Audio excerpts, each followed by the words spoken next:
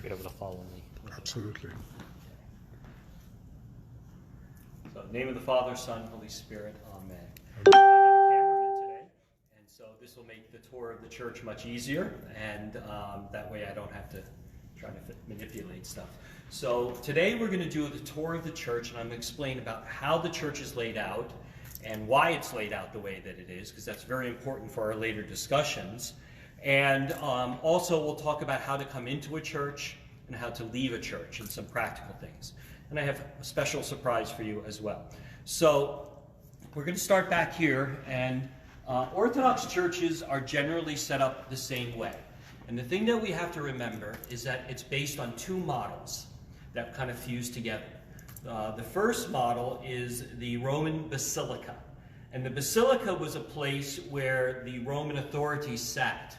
And so very often it was a long hall with a curved semicircle back. And a lot of that had to do with acoustics.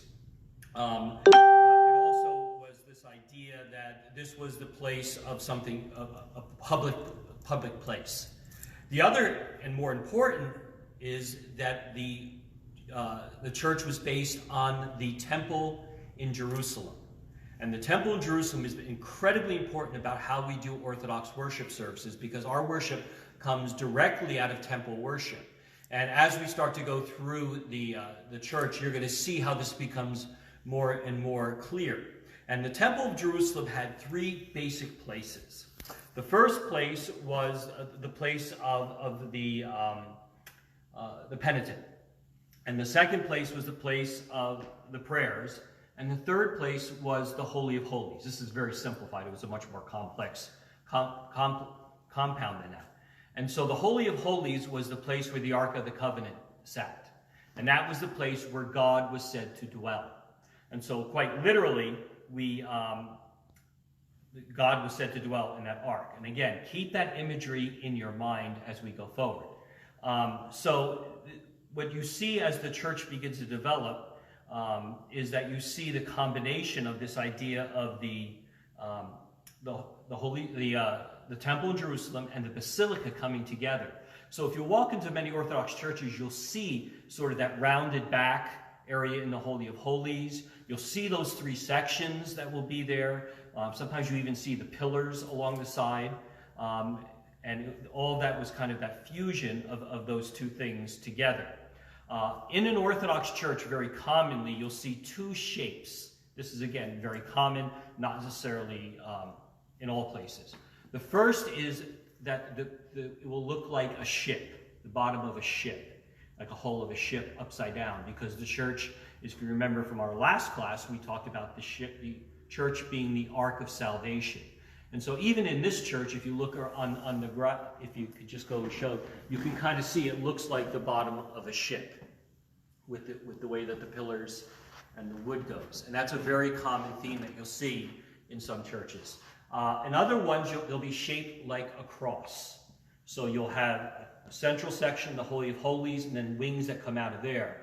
That's very common for obvious reasons, and many of your older church architecture is based on the cross with the center cupola, and we'll get to that in a second. So the first space that you have, excuse me because it's set up for limited resources, limited liturgy, is you have the vestibule. Now the vestibule is actually a liturgical space. For example, in my church in Las Vegas, it was quite large, and that's where we actually did baptisms, was in the vestibule. And we actually then brought the people into the church. The vestibule is the place of greeting. So when you have, for example, when a couple is here for a marriage, the priest meets them here at the vestibule and leads them into the church.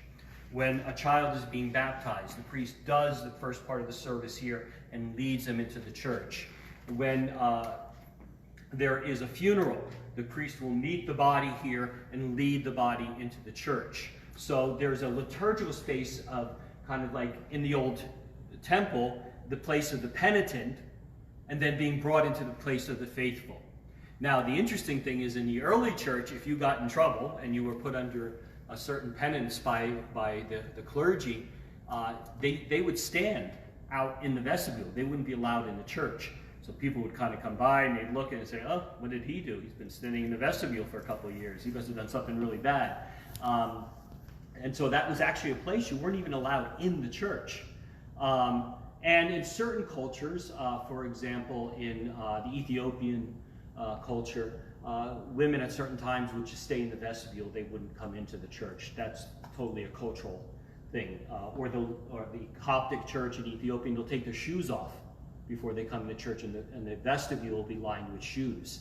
And they believe that they're treading on holy ground, and they shouldn't wear shoes on holy ground. So we have this idea of a vestibule. Sometimes you'll find icons. You find it sometimes very decorated. You'll find icons of baptism. You may even find a kind of recreation of the Econostats, which we'll talk about later, back here. You may find other sorts of elements. In practical sense, this is usually where you can get candles, you write out your slips for prayers, you give your donations, there's books to get here. I mean, there's a practical sense to it as well. If you notice, which I like on there, you have two angels on the doors, Michael and Gabriel, which usually are on the doors at the Econostas. So that's kind of a beautiful sort of imagery, because an angel connects heaven and earth. And so this is that way of connecting heaven and earth. So we come into the main part of the church, the nave, and I want to start with a brief story. And this is, I don't know how apocryphal the story is, but it's certainly retold many times. And the story is about Saint Vladimir in Russia. And when he was adopting Christianity, he wanted to know what religion, and so he sent out emissaries throughout the world to see what religion he would adopt. And he sent people to Western Europe to see to Rome. He sent people to Muslims. He sent people to Jerusalem, and he sent people to Constantinople.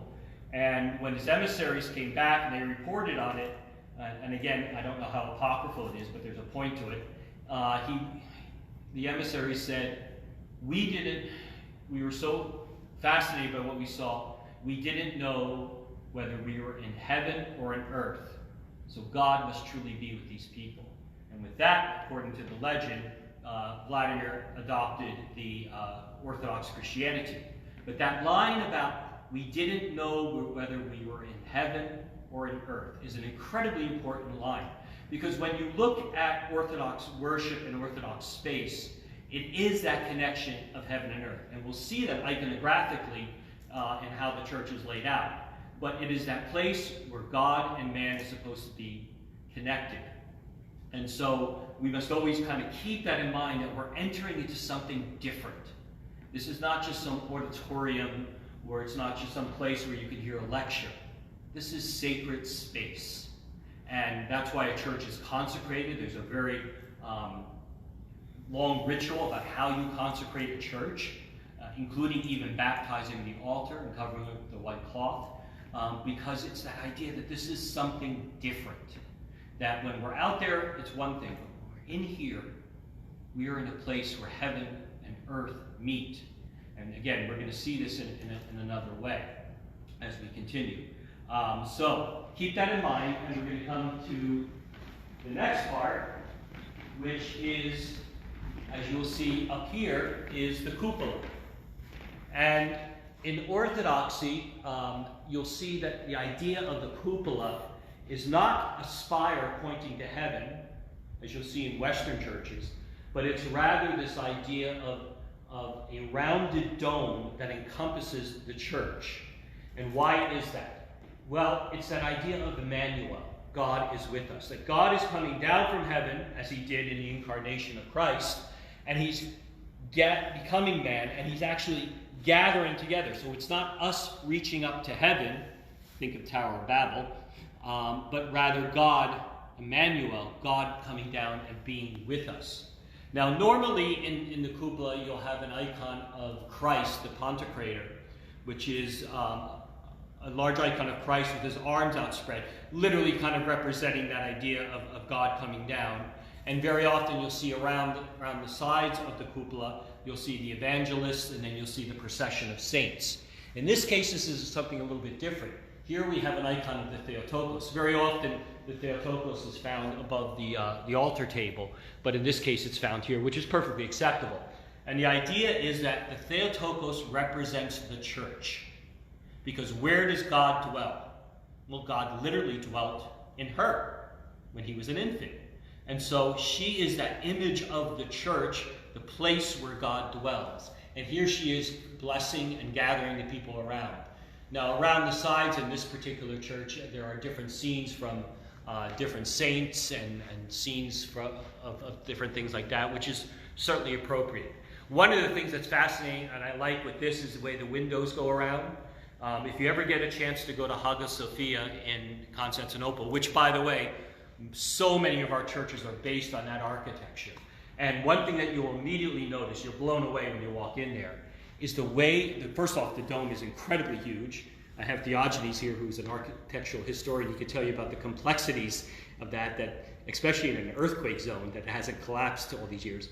But the way that dome is built with the windows around it, and when you look up and you see the Pontecrator and the light, it almost seems like it's floating.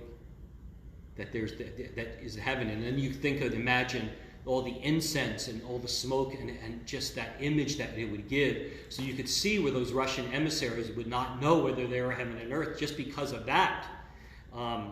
So that's quite a remarkable sort of thing. So again, this is a central point, and if it's across the church, that's always in the center. Now, in many churches, particularly Russian churches, again, there's different styles. There's Byzantine style, Russian style, Ukrainian style, Kievan style, Moscow style, Serbian style, whatever it is. They're all different, but they all have the same basic elements. One thing in the Russian churches, you'll find some churches will have 1 cupola, 3 cupolas, 5 cupolas, 9 cupolas, all representing something theological when they do it. In the Russian style, you'll see that the very common onion dome, which is very much on the climate. That's because of snow. It would run off of the cupola rather than staying on it. And there are the Byzantine styles, more of a flattened, rounded dome, which would allow more air circulation to go. I mean, it makes perfect sense. So anyway, that's the first thing you'll see. The other things that you'll notice around the walls is icons. And icons we'll have a class on that, but those are the images of saints and scenes from the life of Christ. There are a lot of different styles. There's a lot of different ways. Actually, there are different sort of prescribed patterns that you'll find in normal Orthodox churches. For example, when you leave the church, you'll always see an icon of the Last Judgment, kind of reminding you as you leave the church. Like there's a Russian church in Nyack, and as you leave the church, it has the Last Judgment, and it has New York City collapsing. And so it's kind of a silly thing. But you'll notice that there are icons of the 12 feasts around here. That's one place they can go. There's another place I'll explain later. There's icons of different clusters of different types of saints. There are candles. Again, they're all different styles. One thing I found very interesting in Nazareth, there is a church there which is known for healing. And so there's actually in the side of the church is actually a stream that runs, and in the side of that church, and all the icons are all the different healing saints around it, because that water is said to have healing properties. So again, there's a certain sense of that. Sometimes you'll see different screens, like little screens in the center of the church. Those are just different places where people can pray. Now around each icon you'll see there's a lampada, that's a lamp. They change colors with the seasons if you have them. And it's basically an oil or candle lamp, and candles are very important in the Orthodox Church as a way of reminding us about Christ being the light of the world. So again, these are all different things, which is beautiful about these icons, that they were mostly all painted by people in this parish. They had some iconographers who lived here and who worked here, and so a lot of these icons were painted by people in the parish. Now, the next thing, again, there are different styles. This is a particularly Russian style, and that is when you walk into a church, you have what's called an analogian. An analogion literally means a table. And so in the Greek churches, they won't have a center analogion. They'll have them in the back, in the vestibule. You'll see big, what you see here will often be found out in the vestibule. That's why I talked about how it recreates the Econostats. What does the analogion tell you? Well, in this particular style, it'll immediately tell you if you're in a particular season. For example, what are the colors? Now we're in green because of Pentecost, so you know that you're in a Pentecost season. If there's an icon of a feast, that means you're in a festal season at this particular time. If there's an icon of the saint of the church, that's kind of like the normal center icon, whatever the name of the church is. And again, these get replaced all the time if the church has, if there's a saint's day, and the church has an icon of that saint, they'll put it in the center of the church. So very often when you walk in, the first thing you're going to do is you're going to venerate that icon. We'll get to that in a second. The next thing, and then you'll see candle stands. Again, these are kind of set up for the camera, but again, you'll find candle stands as a place for people to light candles. So the next thing that you'll notice immediately is these two. All right? And these are two analogions. Actually, originally, these were up here. But over time, they kind of came down for easier access for people to come and venerate them. This was over, hundreds of years. So you have this icon of the Theotokos, which is not the icon of the Theotokos, but we'll get to that. And this icon is really supposed to mirror each other, as you see Christ and Christ.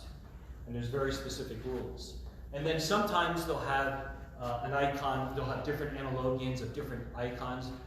I had an icon with the true relic of the saint of the cross that was always kept out. Sometimes I have here the icon of all the saints of America.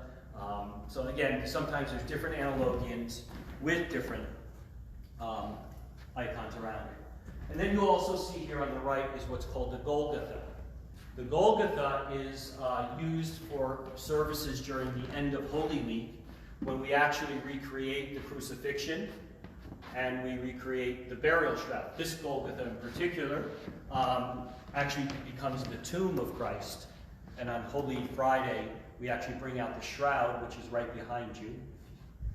The shroud, which is the burial shroud of Christ, which actually is brought out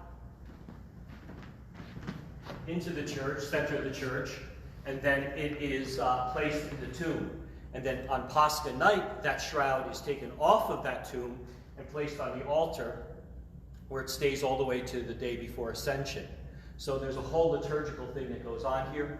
Very often, this is the place where we do panikitas or memorial services in front of the Golgotha. As you see, there's candles there. People light candles to remember the departed.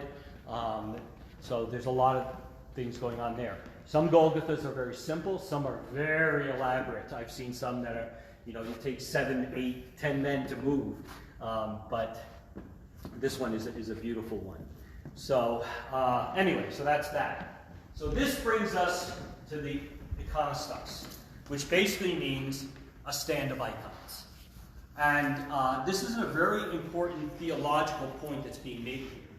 First and foremost, do not see the Econostats as a wall. It's a window. And at certain times doors are open, and certain times they're not. It's not a wall necessarily that separates the Holy of Holies from the people, but it is a window into the Holy of Holies. If you think about it, in the Holy of Holies in the Old Testament, where the place, remember if you read, not only the Old Testament, but it's referred to in the New Testament, the high priest went in there once a year. And they used to tie a rope on him, because if he dropped dead, if he wasn't righteous enough, he would drop dead, and they couldn't go in to get the body, so they had to be able to drag the body out. And the Holy of Holies was covered by a huge curtain that would separate it. And if you remember on the Gospel stories, it talks about the curtain in the temple being torn in half. Well, the high priest only went there once a year. But the ultimate high priest, Jesus Christ, has come down to us, as the Apostle Paul calls him. And now, because of his birth and his death and his resurrection, we are now able to do these services, and the priest is able to serve at the altar at all times. So that's an incredibly important point to think about. Now, on either side of it, we have an icon of what looks like Mary with the child Jesus, and we have an icon of Christ. In fact, what it is the first coming of Christ, the incarnation, and the second coming, the judgment. Very often you'll see the icon of this icon of Christ sitting on a throne. We live between the incarnation and the judgment. That's where we live our life. And so, in Greek, this is called kairos, or chronos, earthly time. That this is the time that we live between. And Christ comes literally between those two times. Now, when I bring out the communion, the body and blood of Christ, Christ has come, Christ is coming, and Christ will come again. And so that beautiful imagery is something we have to remember. Now, normally on top of us, you'll see that you'll have an icon of the Last Supper. We don't call it the Last Supper. We call it the First Eucharist. Because that's what's important. Not that it was the last time he ate, but that's where he instituted the Eucharist. And so we have that idea of Christ in the Eucharist being with us at all times. This is called kairos, or heavenly time. And kairos, heavenly time, chronos, earthly time, intersects on the altar. That's where we live our life. Now, what you see before us is what's called the royal doors. And the royal doors actually, in Constantinople, were in the back of the church. And those were literally the doors that only the emperor can come through. And if you see them, they're monstrous doors. And by the way, I've had a chance to kind of move them. They still are perfectly balanced. But very often, these doors are open and closed at certain times. You'll see the 4 evangelists, Matthew, Mark, Luke, and John. And sometimes you'll see the icon of the Annunciation, when the archangel comes and tells Mary that she will bear Christ. In this case, it's on either wall, on either side of the Econostats.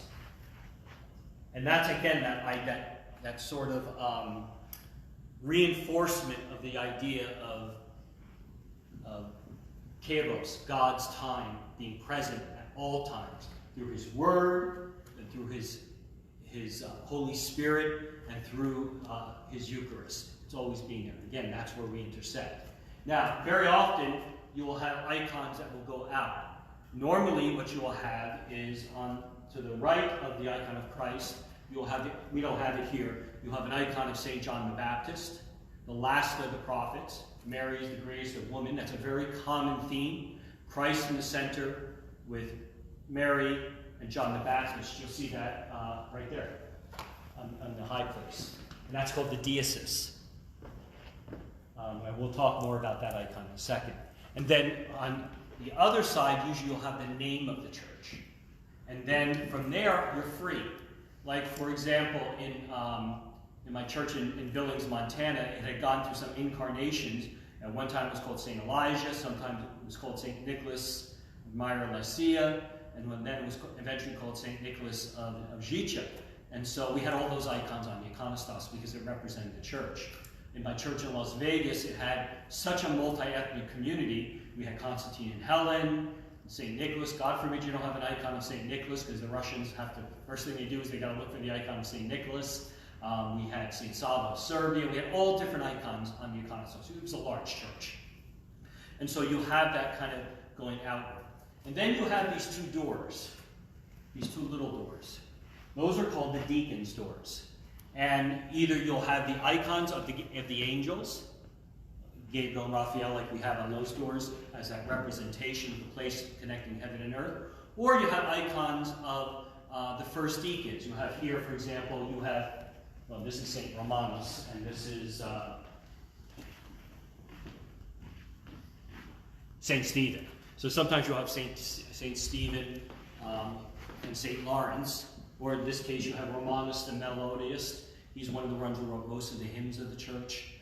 So those are the deacon's doors. And so you'll see sometimes those doors will be open. That's the one that people commonly goes in and out. Only an ordained clergyman can go through the royal doors. Not that you're going to get struck by lightning if you go through there, but it's just this idea of maintaining the sense of sacredness. And so again, sometimes these doors are open, sometimes they're closed. In Pascha period, that first week after Pascha, all the doors remain open the entire week, as this way of kind of showing that everything has been thrown open by the resurrection. Now, you'll see also there's a little icons here on the side.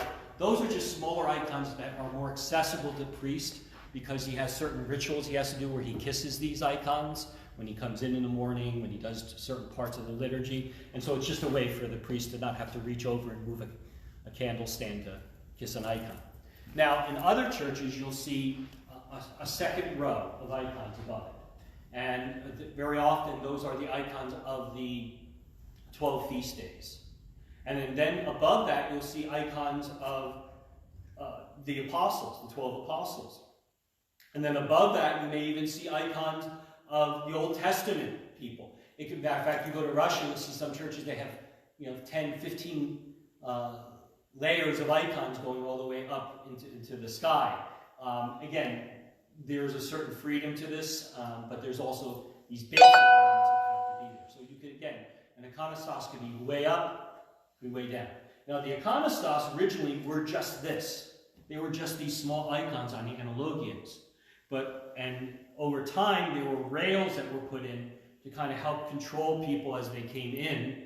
And then eventually they moved up to here and became what we call, again, now the Econostas.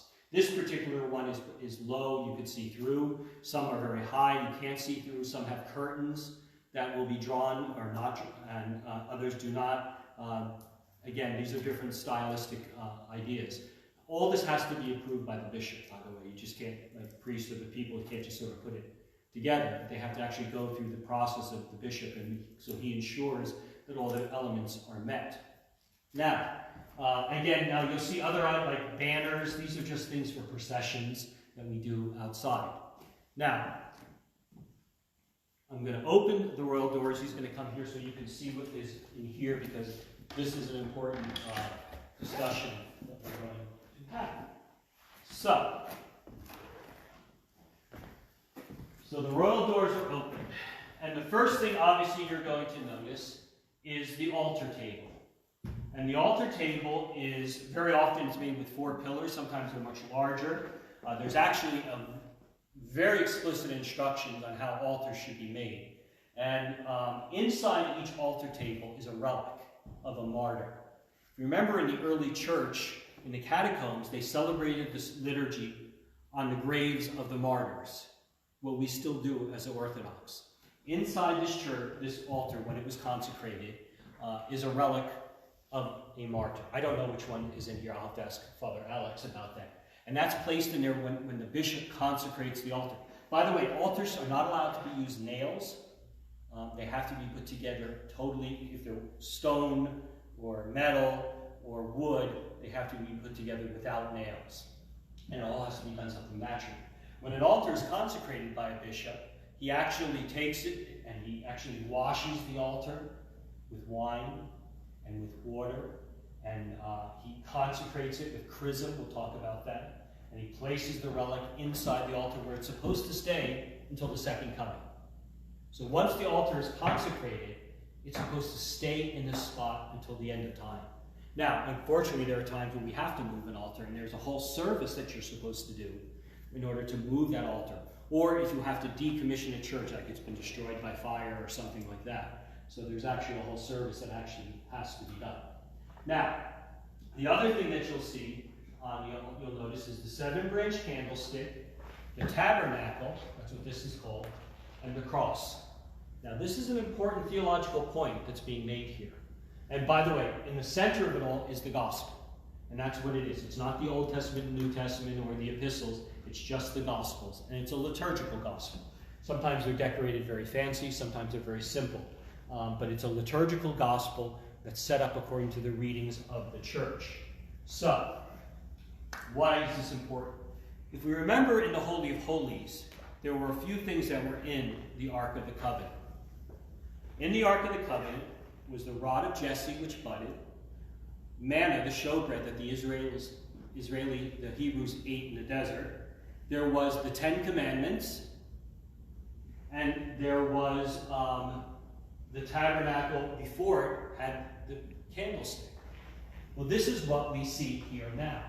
We have the commandments, the law of God. We have the manna. This is the reserved Eucharist, in which the priest prepares on Holy Thursday. If you see in here, sometimes the tabernacles look like mini churches. They're quite extensive. And this is when I bring people communion, if they're shut-ins, this is what I take it from. I have a special kit that I take. So you have the showbread, and you have the rod of Aaron, which budded forth the cross. All with the 7-branch candlestick, which stood on the outside of the Holy of Holies. So in a certain sense, this was a representation of the Holy of Holies. So what you're doing here, how you're praying here, and when you're standing at this altar, is you're doing that same action that the high priest did in the Holy of Holies. You're serving the liturgy.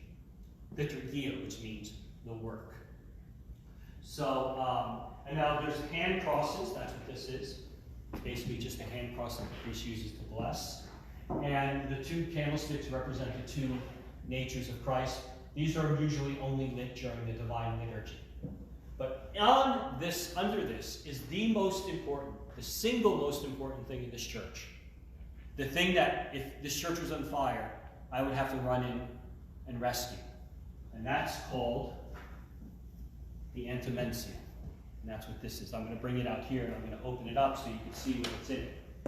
This Antamensia is, again, the single most important thing in the church. We'll go over here. What is it? So it's a red cloth, which is basically a protective cloth. And inside of it, you'll see a golden cloth. And so this is a sponge. So at certain parts of the liturgy, I will open this up in a prescribed way. And this is our permission to exist as a church. So if you see, it says it's consecrated by Archbishop Michael. Only the bishop can do this, and he actually anoints it with chrism. It gives the date, and it gives what the church is. So it's not like I can walk around with this and serve wherever I want. This is for this church, and it's signed by the bishop. And in the back of it is a relic. And that relic is sewn in by the bishop, and it's a relic of the martyr. And so this is our permission. I cannot serve the liturgy without this. In fact, if a church gets in trouble, the bishop will send it. I've had to do this, go in and remove the Antamensium from the church because they don't have permission to do the liturgy. See, I as a priest am not the pastor of the church. The bishop is the pastor of the church. That's why he carries the staff. I am the rector. I am an extension of the bishop. I'm assigned to work on his behalf in the church. And so this Antamensium is that permission for this church to exist and to be assigned a priest. If you're like, for example, a chaplain, you'll have one special that you'll be given while you're a chaplain, which I had to keep count of and make sure that they were always accounted for. And if someone left the chaplaincy, we had to collect them again. And I had there are old ones. Some of them, I found one in Syosset. It was actually signed by St. Innocent. We found one that was actually given to St. Innocent when he was a priest. And he used to travel all over by kayak, and that was the original Antamensia, which, by the way, was in better shape than most priests' Antamensia. And so this is the most important thing in the church. We can't exist without this. And so the bishop will consecrate these. But part of my job was to prepare these for the bishops. So I had a whole stack of them. I had all the relics lined up, and they would go through a divine liturgy and consecrate them to give out. So, anyway, so that is what this is. And it has to be folded up a certain way, and you have to make sure that it has no particles from the Eucharist on there, and it goes back underneath the altar table. So when you see me serving the liturgy, see if you can note at the time that this is opened and closed.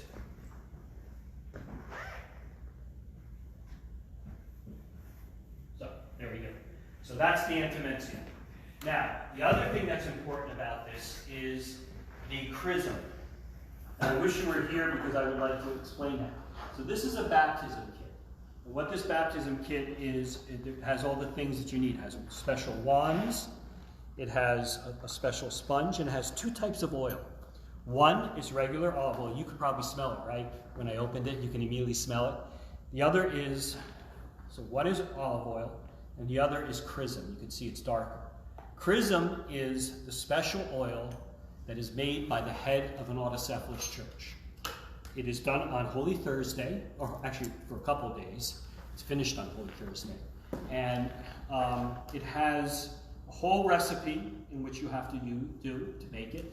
And while it's being done, it has to be stirred nonstop for 3 days. You have bishops, priests who sign up. You take turns just stirring the chrism in huge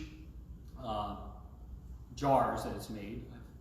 And then once it's consecrated, right before it's consecrated, you pour the old chrism in. And that chrism has the old chrism. And that old chrism has the old chrism. And that old chrism has the old chrism. And it goes all the way back to the apostles. So when you're anointed, when you're received in the church, you're chrismated, or when you're baptized, then chrismated, every Orthodox Christian is anointed with this chrism. When you run low, you just go to your bishop. He has it stored. That was another of my jobs, was to fill the chrism bottles for the bishops. But this was a way to ensure the continuity of the church. So, as I told you, not only you were anointed, but the Antamensium is anointed by the chrism, and the altar is anointed by the chrism. So this is the holy oil of the church. And it's here, we just keep it in a little drawer. Now, if you notice in the church, there are a couple of things. You'll see immediately again, besides the altar, you see that table over there. That's called the Table of Oblation. And that is where I prepare the communion and for the services. So there's a whole thing that goes on here. Now this used to be a separate room and has one of my favorite words in Orthodoxy. It was called the Scuffle Palacium. And the Scuffle Palacium was a room off of the main altar where the deacons and other people would collect all the gifts to the church. So they would bring the bread, the wine, and all the other stuff, and the priest would prepare that communion. So when I do the entrance, and by the way, certain churches have restored that. St. Vladimir Seminary has that specifically set up as a separate room. But over time, it just sort of became moved into the main altar area. So when I do what's called the Great Entrance, and we'll learn about that, I'm actually taking the gifts from the Table of Oblation, or the Scuffle Palacium, and bringing it and setting it up on the table. That's that liturgical action that's happening. Now, underneath here are different things like the chalice and paten and the other sort of things. So I'll show you that. I'll get to that in a second. Let me just finish up in here. Again, there's icons as well in here. This icon, usually you'll have either Christ in judgment. Sometimes you'll have him sitting with the first Eucharist, handing out Eucharist. You'll have different saints. This icon is specifically beautiful. If anybody can figure out what that is, you get an extra special blessing. You know what it is? It's the image of Ezekiel. Oh. You know, when Ezekiel saw the wheels within the wheels, and he saw an image in the center, and he saw the figure of the person, the eagle, the lion, and the bull, which comes to represent the four evangelists. That's what Ezekiel, that's how we interpret. You see there's the flames, and there's the seraphim and the cherubim, and he's sitting on judgment on the table. So that is the Orthodox view of Ezekiel. The Son of Man. Yeah. Now you get it. Yep. Okay. And then this has different saints. I think it has a lot to do with the people who were founders of the church. Sometimes you'll find, particularly in Russia, you'll find painted in the icons founders of the church. My favorite is in the Greek church in Hollywood. And it was painted by there was a rich Greek guy who owned one of the studios. So he had all the Hollywood artists come and do the iconography. So if you look, you could find, what was her name? The Italian actress, Sophia Loren and others. They're kind of in the icons of that. It's kind of one. It also has these huge royal doors that you step on a pedal and they go. So anyway, so this, again, this image, and very often there'll be many different scenes within the church. Scenes from communion, scenes from lives of saints, scenes from the life of Christ. There is some patterns that are prescribed. So we have that. On the other side, very often you'll see a big throne here at the high place. In the Greek tradition, the throne would be over there.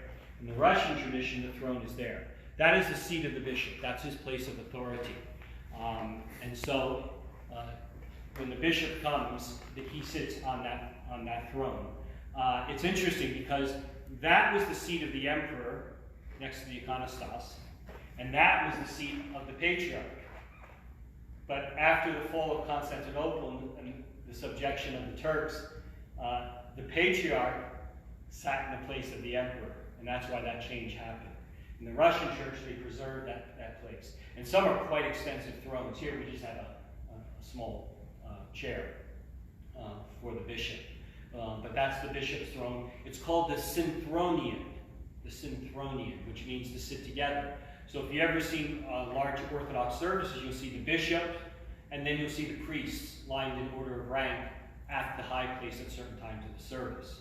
Now, right before you is this long strip, and this is called the solia. And the solia was basically a space to give the priest the space to be able to do the actions. And then you'll see this curved sort of front. That is called the ambo. Now, originally, the ambo was in the center of the church, and it was a raised space, and the choir sang underneath it. And so the bishop, or the deacon, or the priest would go up to there to do the litanies. Over time, that disappeared, and it kind of got added into here. So this is kind of like the place of authority for the priest. This is where he reads the gospel. This is where he preaches his sermon. It's kind of like that important place for the priest and in how he presents himself to the parish. So you have that. Otherwise, you'll have on other sides. You'll have, for example, the censer. You'll have I put my vestments there, like main vestments, and then you'll have sacristy rooms, which are basically utility rooms for vestments and other liturgical things that you may need. I'm trying to think if there's anything else in here. I do not think so. What time are we at? Okay, good. So, there's the doors. Again, some of these doors are huge, some are small. Other things. You'll see the Baptismal Font. Sometimes they'll be in the front of the church, sometimes they'll be in the vestibule, and this is where you baptize the children. If you have an adult baptism, usually you have a larger. Some Orthodox churches actually have a built-in adult baptistry. Some of the baptism font actually have a separate building. This is very common in Russia, where you'll have a building outside the front of the church, which is where all the baptisms take place. So then if you see that idea of the priest leading the people into the church and leading them from the baptistry into the main part of the church. Some of our churches in America have done that, some have not, depending on size of the church. And let's see what else I can say. Lights. You know, I've heard lots of explanations on lights. They represent the stars in heaven. No, they're just lights. But there is something very interesting about it. If you go to some Orthodox churches, you'll see large chandeliers. And that's a very common thing. And of course, that's a beauty and things of that nature. But if you go to the monasteries, particularly in the Middle East and in Greece, they'll have a large chandelier in the middle of candles. And actually, during the service, the Vesper service, the lighting, when we sing O Gladsome Light, which is the lighting of the evening lamp, they will actually light the candles at a time and then spin them. And you'll actually, the light will actually bounce off the walls as they raise the lamp up, the evening lamp up. Some Orthodox churches will have a large, perpetually lit lamp. I think that's probably a Roman practice that came into the church. But you'll see that in some places. Let's see, what else? Again, different candle stands. Something about light I wanted to mention. Now I can't remember what it is. You mentioned spinning of the lights, but then you were going to say something else. Spinning of the lights. Oh, so a lot of the liturgical actions that we do are based on that. When we have our class on the liturgical cycle, you'll see how the actions within the church are directly related to the architecture and how the church is set up, because there is that beautiful symbolic symbiosis almost of how would the architects say, form and function. They really do come together beautifully within the Orthodox Church. And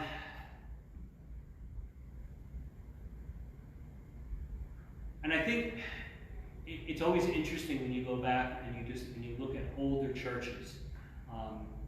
They really were quite sophisticated in how they were built, the material they used. I found a couple of very fascinating things. One was when I was in England. I was giving a lecture at Oxford, and my friend Father Stephen was actually taking me around to visit these beautiful old Anglican churches which predated the Reformation, and they were in these little villages and were almost forgotten.